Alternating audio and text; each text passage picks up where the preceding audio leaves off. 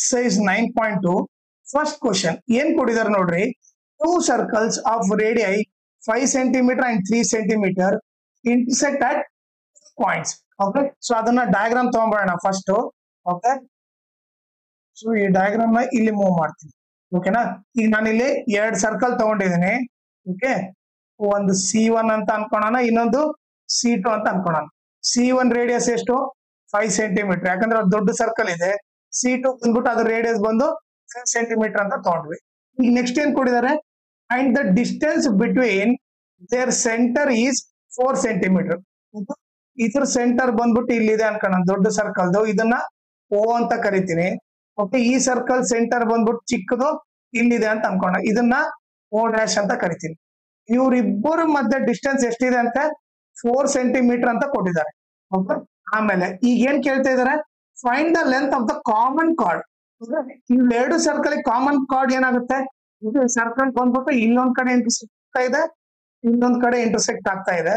Okay, ಇದನ್ನ join ಮಾಡಿದ್ರೆ ಇದು ಬಂದು ಕಾಮನ್ ಕಾರ್ಡ್ ಆಯ್ತು. ಓಕೆ, ಇದನ್ನ ನಾನೇನಂತೀನಿ? ಎ ಬಿ ಅಂತ ಕರಿತೀನಿ. ಓಕೆ, ಸೊ ಕಾಮನ್ ಕಾರ್ಡ್ ಯಾವ್ದಿಲ್ಲಿ? ಇಲ್ಲಿ ಬರ್ದ್ಬಿಡ್ತೀನಿ ನಾನು. ಇವಾಗ ಏನೇನ್ ಗಿವನ್ ಅಂತ ಬರ್ದ್ಬಿಡ್ತೀನಿ. ಈ ಗಿವನ್ ಏನು? O dash is equal to ಎಷ್ಟು? 4 ಸೆಂಟಿಮೀಟರ್ ಅಂತ ಗೊತ್ತು. ಈಗ ದೊಡ್ಡ ಸರ್ಕಲ್ ರೇಡಿಯಸ್ ಎಷ್ಟು? 5. ಸೊ ನಾನು ಅದನ್ನ ಜಾಯಿನ್ ಮಾಡ್ತೀನಿ.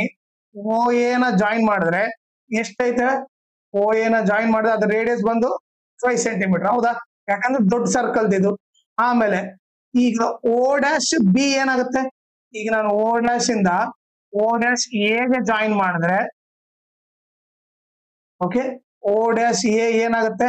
ಅದು ಚಿಕ್ಕ ಸರ್ಕಲ್ ರೇಡಿಯಸ್, ಅದು ಬಂದು 3 ಸೆಂಟಿಮೀಟರ್ ಇರುತ್ತೆ. ಹೌದಾ? O ಡ್ಯಾಶ್ ಎ ಬಂದ್ಬಿಟ್ಟು 3 ಸೆಂಟಿಮೀಟರ್. ಈಗ ಅವ್ರು ಏನ್ ಕೇಳ್ತಾ ಇದಾರೆ? Find the length of the common chord. ಈ ಕಾಮನ್ ಕಾರ್ಡ್ ಏನಿರೋದಲ್ಲಿ ಫೈಂಡ್ ಏನು? Common chord. ಇಲ್ಲಿ ಕಾಮನ್ ಕಾರ್ಡ್ ಏನು? ಎ ಬಿ ಲೆಂತ್ ಕಂಡುಹಿಡಿಬೇಕು ನಾನು. A B is equal to question mark. ಓಕೆನಾ? ಈಗ ಕನ್ಸ್ಟ್ರಕ್ಷನ್ ಏನ್ ಮಾಡ್ಬೇಕು ನೋಡ್ರಿ. ಕನ್ಸ್ಟ್ರಕ್ಷನ್ ಬಂದ್ಬಿಟ್ಟು, ಓಕೆ, ಕನ್ಸ್ಟ್ರಕ್ಷನ್ ಬಂದ್ಬಿಟ್ಟು draw OC perpendicular to AB. Okay, ಈಗ ನಾನೇನ್ ಮಾಡ್ತೀನಿ? O ಇಂದ ಒಂದು ಪರ್ಪೆಂಡಿಕ್ಯುಲರ್ ಲೈನ್ ಹಾಕ್ತೀನಿ. ಯಾರಿಗೆ? AB ಗೆ ಹಾಕ್ತೀನಿ. ಓಕೆ, ಸೊ ಇದು ಬಂದ್ಬಿಟ್ಟು ಏನು? 90 ಡಿಗ್ರಿ. ಈ ಪಾಯಿಂಟ್ ಬಂದು C. ಓಕೆನಾ? ಈಗ ನೀವು ನೋಡ್ರಿ, O ಇಂದ ಒಂದು ಪರ್ಪೆಂಡಿಕ್ಯುಲರ್ ಲೈನ್ ಹಾಕಿದ್ದೇನೆ. ಇದು AB ಗೆ ಎಲ್ಲಿ ಟಚ್ ಆಗ್ತಾ ಇದೆ? C ಹತ್ರ. ಇದು ಒಂದು ಪರ್ಪೆಂಡಿಕ್ಯುಲರ್ ಅಂದ್ರೆ 90 ಡಿಗ್ರಿ. ಓಕೆನಾ? ಸೊ ಇದು ಕನ್ಸ್ಟ್ರಕ್ಷನ್. ಈಗ ನಾವೇನ್ ತಗೊಳ್ಳೋಣ? ಪ್ರೂಫ್ ಮಾಡೋಣ. ಯಾವ ತರ ಮಾಡ್ಬೇಕು ನೋಡ್ರಿ. ಫಸ್ಟ್ ನಾನೇನ್ ಅನ್ಕೊಂತೀನಿ, ಲೆಟ್ ಇದು OC ಇದೆ ಅಲ್ಲ, ಸಾರಿ O ಡ್ಯಾಶ್ C ಇದೆ ಅಲ್ಲ, O ಡ್ಯಾಶ್ C ನ ನಾನು X ಅಂತ ತಗೊಂತೀನಿ. Let O dash C is equal to X. ನೀವೇ ನೋಡ್ರಿ, O ಡ್ಯಾಶ್ C X ಆದ್ರೆ OC ಏನಾಗುತ್ತೆ? OC ಬಂದ್ಬಿಟ್ಟು ಟೋಟಲ್ OC ಬಂದ್ಬಿಟ್ಟು ಏನಾಗುತ್ತೆ? 4, ಇಲ್ಲಿಗೆ 4 ಪ್ಲಸ್ X. OC ವ್ಯಾಲ್ಯೂ ಏನು? 4 ಪ್ಲಸ್ X ಆಗುತ್ತೆ. ಓಕೆನಾ? ಈಗ ನೆಕ್ಸ್ಟ್ ನಿಮ್ಗೆ ಏನ್ ಗೊತ್ತಾಗ್ಬೇಕಂದ್ರೆ, ಈಗ ನೋಡ್ರಿ, ನಾನು ಸೆಂಟರ್ ಇಂದ ಪರ್ಪೆಂಡಿಕ್ಯುಲರ್ ಹಾಕಿದ್ದೀನಿ ಅಂತಂದ್ರೆ ಆ ಕಾರ್ಡ್ AB ಕಾರ್ಡ್ ಬೈಸೆಕ್ಟ್ ಆಗುತ್ತೆ. ಅಂದ್ರೆ AC ಎಷ್ಟಿರುತ್ತೋ CB ಕೂಡ ಅಷ್ಟೇ ಇರುತ್ತೆ. ನಾನು ಇಲ್ಲಿ ಏನ್ ಬರಿತೀನಿ? AC is equal to CB ಅಂತ ಬರಿತೀನಿ. ರೀಸನ್ ಬರಿಬೇಕು. ರೀಸನ್ ಏನಂತಂದ್ರೆ perpendicular drawn from the center to the chord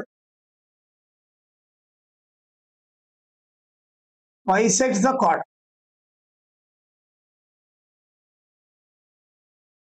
ಓಕೆನಾ? ಸೊ ಏನ್ ಅರ್ಥ ಆಯ್ತು ನಿಮಗೆ ಇವಾಗ?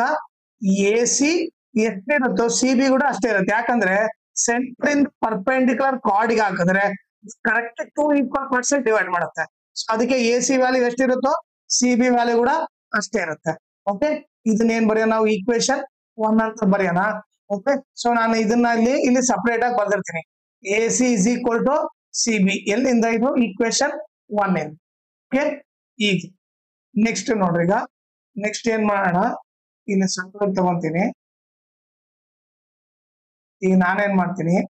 Apply Pythagoras theorem to triangle.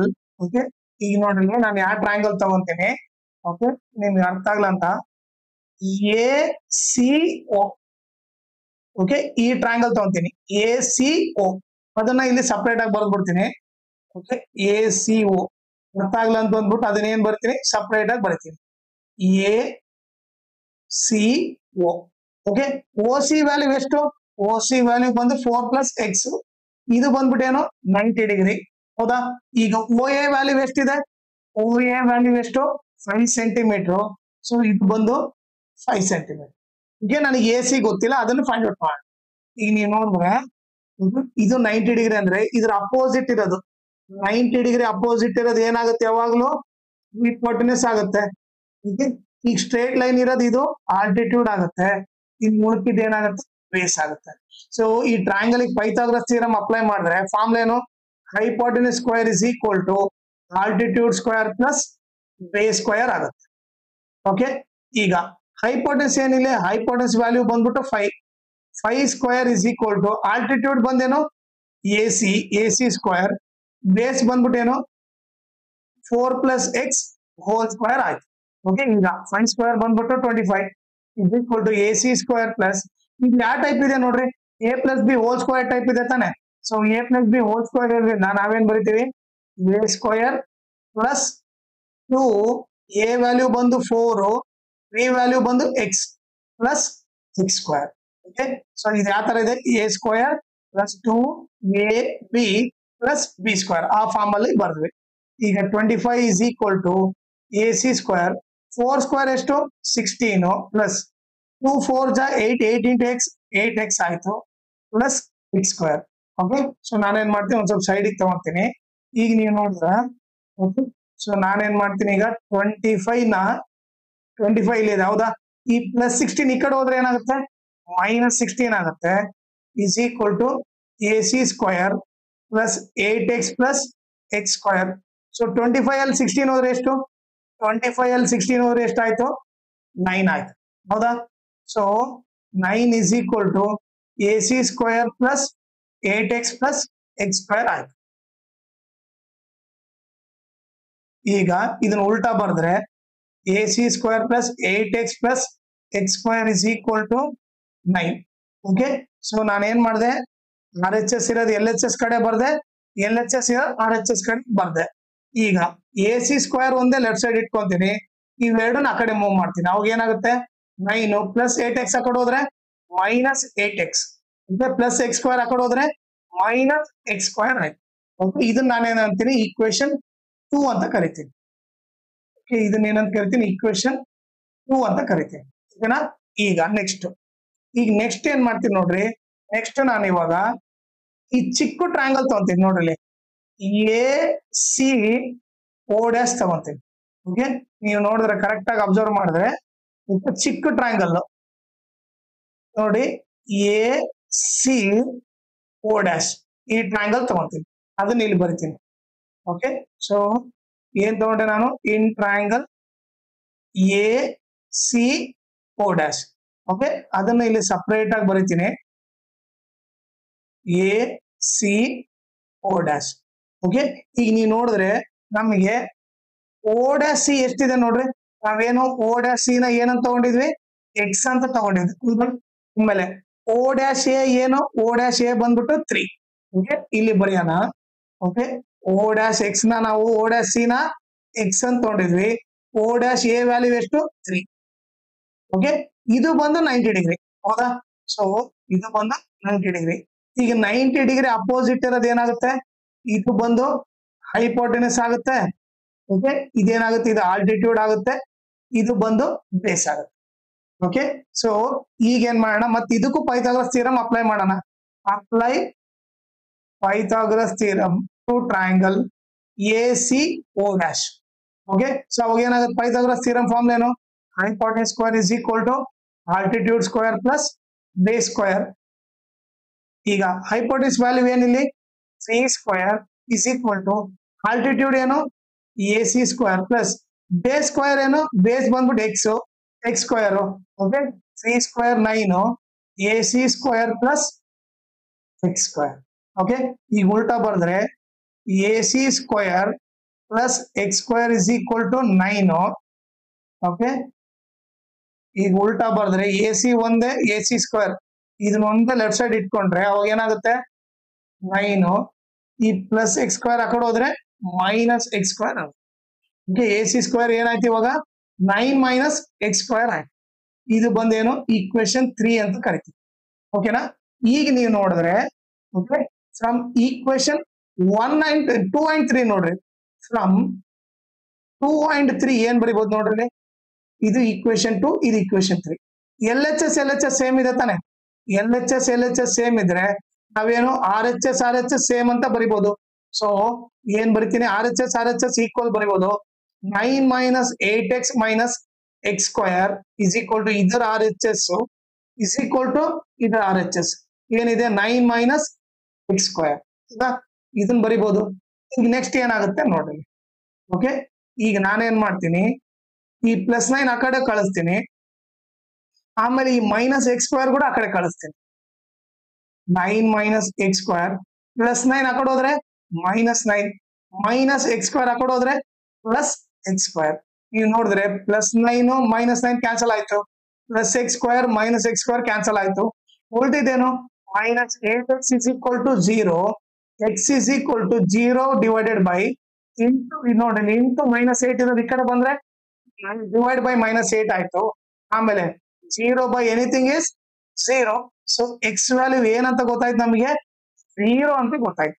So X value ಏನ್ ಇವಾಗ ಎಕ್ಸ್ ವ್ಯಾಲ್ಯೂ ಬಂದ್ಬಿಟ್ಟು 0 ಅಂತ ಗೊತ್ತಾಯ್ತು. ನಾವೇನ್ ಮಾಡೋಣ ಈಗ ನಮ್ಗೆ ಏನ್ ಗೊತ್ತು from equation 2 A C square is equal to ಏನು A C square is equal to 9 minus 8x minus x square. ಈಗ ಎಕ್ಸ್ ವ್ಯಾಲ್ಯೂ ಗೊತ್ತಾಯ್ತಲ್ಲ ಸಬ್ಸ್ಟಿಟ್ಯೂಟ್ ಮಾಡೋಣ.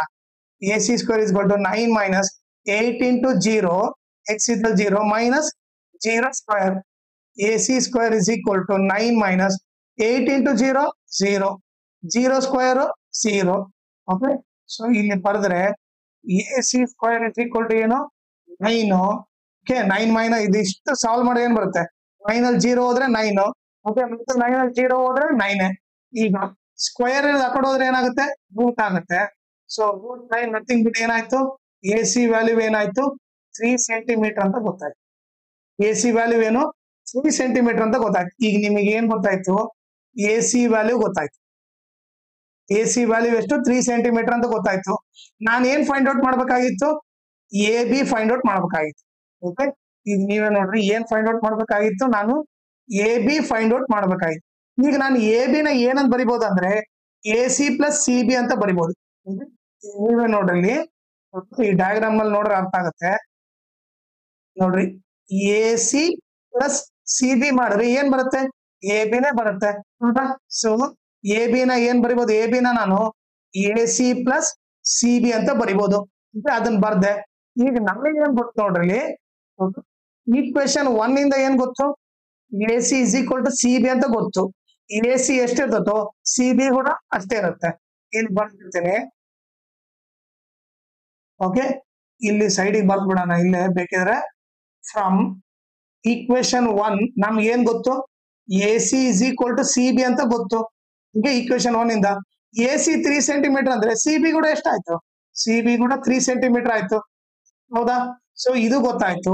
ಈಗ ನೀವು ನೋಡಿದ್ರೆ A B is equal to A C value ಎಷ್ಟು 3 ಸೆಂಟಿಮೀಟರ್ ಸಿ ಬಿ ವ್ಯಾಲ್ಯೂ ಎಷ್ಟು 3. 3 plus 3 ಎಷ್ಟಾಯ್ತು 6 ಆಯ್ತು.